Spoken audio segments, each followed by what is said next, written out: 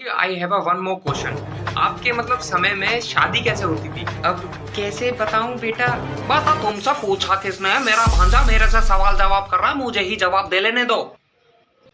अरे क्या हो गया, तू बता या मैं बता, बात तो एक ही है। वैसे तेरी शादी भी मैंने ही कराई थी। तभी तो जी को कलेश हुआ हुआ है। अरे यार शांत हो जाओ, आप लोग अपनी बातों में मगन हो गए। अरे यार छोड़ो, छोटी मोटी नोक झोंक तो शादी ब्याह में चलती ही रहती है। घर परिवार में ये सब तो आम बात है, लेकिन वो मेरी नोक अपने अंदर नहीं लेने देती। नोक झोंक की बात करते हैं।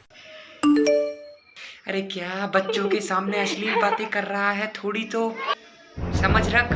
आप दोनों महापुरुषों से मेरी हाथ जोड़कर प्रार्थना है, क्या कोई मुझे ये बताएगा कि 90s के जमाने में शादी कैसे हुआ करती थी? तो बेटा सबसे पहले जिंदगी के पहलू दो। हाँ, कि अभी उम्र नहीं है और अब उम्र नहीं है। मतलब पर मतलब बेटा इतना सा है कि जो तुम पे शक्ति है उसको सही समय पे इस्तेमाल करना सीखो, दैट्स इट। तो बेटा हमारे जमाने में शादी ना बड़े सौभाग्य से प्राप्त होती थी। अच्छा, कोई वर जो हो वधू के साथ, वो बड़े ही सौभाग्य पवित्र रिश्ता कहा जाता था, बहुत ही सौभाग्य होता था हर इंसान का, तब जाके एक ब्याह संपन्न होता था। अब तो साला कोई सौभाग्य से मर भी नहीं सकता। तो बेटा जब हमारे गांव में बारात आती थी तो हम अपने दोस्तों के या दूसरों के घर जाते थे और उनसे पूछते थे कि तुम शादी में जाएगा या नहीं। अच्छा, मतलब ग्रुप गैंग बनाई हुई थी, मतलब ग्रुप में जाते थे, मतलब पूरे टोरे में। अरे नहीं बेटा, ग्रुप में नहीं, हम अपने मित्रों से या दोस्तों से ये पूछते थे कि तू शादी में जाएगा या नहीं। फिर अगर वो मना कर देता था तो उसके कपड़े हम पहन कर जाते थे, पैंट शर्ट जो भी है उससे मांगकर हम उनके कपड़े पहन कर बारात में जाया करते थे। तो मतलब आपके पास मतलब कपड़े नहीं होते थे मतलब शादी में पहनने के लिए? भांजे तेरे बाप ने समय देखा है, उसको एहसास है, चीजों की कदर है, जिंदगी की अहमियत जानता है वो अच्छी तरीके से। बेटा जो समय हमने देखा है ना, अगर तुम उस जमाने में रत्ती भर भी पैदा हो जाते ना, 1% भी, तो मैं इस बात को लिखत में दे सकता हूँ कि तुम जिंदी आत्महत्या कर लेते चुल्लू भर मूत में डूब के। तुमने क्या परेशानी देखी है बेटा? हमारे टाइम में जो परेशानी होती थी ना, उसके मुकाबले ये छाट बराबर भी नहीं है। बेटे हमारे समय में लोग 80-80 रसगुल्ले, 80-80 गुलाब जामुन तो ऐसे ही खा जाते थे। 70 रसगुल्ले, 80 गुलाब जामुन, वैसे कैसे? नाश्ते के तौर पर। और अपने आस पड़ोस से खाटे इकट्ठा करते थे, किस लिए? देते बारातियों के बैठने के लिए, क्योंकि पहले कुर्सी नहीं हुआ करती थी तो खाट पर बैठते थे। बेटे उस दौर की बात ही अलग है, अब क्या बताऊं मैं तुझे।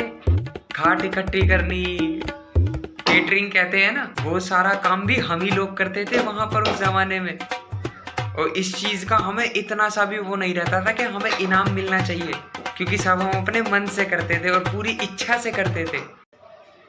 आजकल के लड़कों को देखो, जमीन पर बैठ के खा भी नहीं सकते। उस टाइम पे तो जमीन पे बैठ के खाना खाया जाता था बेटा, धरती माँ से इतना ज्यादा लगाव था। आजकल के लड़का लड़की तो बेड पर बैठकर खाते हैं, क्योंकि उनकी टट्टी ही नहीं उतरती बिना बेड पर बैठ के खाए। तुम्हारी ज्यादा से ज्यादा क्या प्रॉब्लम होगी? लड़कियों की टेंशन, वो तुम्हारी बसड़, उसकी अलग बकचोदी है। दोस्तों से बात नहीं हो रही, वो अलग टेंशन, उसकी अलग बकचोदी है। माँ बाप की लाइफ सही करनी है, उसकी अलग बकचोदी है। किसी से भसड़ में बकचोदी हो गई, उसकी अलग बकचोदी है। इतनी चीजों की टेंशन पालने की क्या जरूरत है जब तुम्हारा बाप अभी जिंदा है? तो शांति से अपनी जिंदगी जियो ना, या फालतू के मोह माया बाबू सोना रंडी रोना में मत पड़ो। अपना फ्यूचर बनाओ, करियर बनाओ। अरे वो दौर और था, आजकल के नौजवानों में इतना सामर्थ्य कहाँ वो कुछ कर सके। कोई तुम्हें इमरती की चाट देने नहीं आएगा तुम्हारे घर के, ले भाई चाट ले। वो दिन भी क्या दिन थे यार। लेकिन इन्हीं सभी बकचोदी से दूर एक दो सुअर हमारी जिंदगी में ऐसे होते हैं जिनके साथ बैठने मात्र से ही हमारे साथ दुख दर्द मोह पीड़ा रोग सब नष्ट हो जाते हैं। और वो 2-3 लोग कौन होते थे? दोस्त भांजे, और कौन? क्योंकि एक वही है जिनकी उनकी खुद की जिंदगी भी झंड है, लेकिन फिर भी दोस्ती पर घमंड है। अरे छोड़ अब यार, तू भी क्या बातें लेके बैठ गया है यार चूरन। गला भी सूख गया, मैं थोड़ा पानी पी कर आता हूँ।